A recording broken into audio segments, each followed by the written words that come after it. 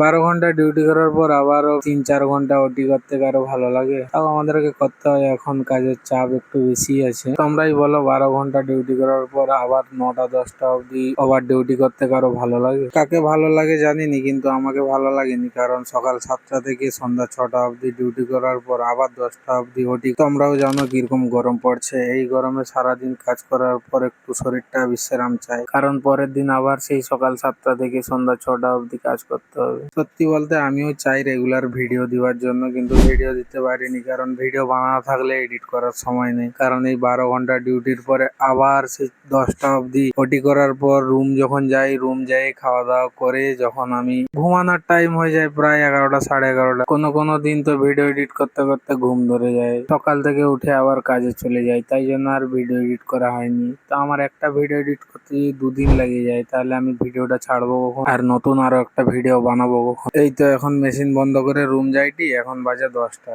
তাহলে এখন যাবো, স্নান করবো, খাবো, খাই দিয়ে যখন বিছনায় উঠবো তখন প্রায় 11টা, 11:30। আমি এখনই যে ভয়েস ওভার করছি, এখনই বাজে 1টা 20। তাহলে আমি ঘুমাবো কখন আর কালকে সকালে ডিউটি যাবো কখন?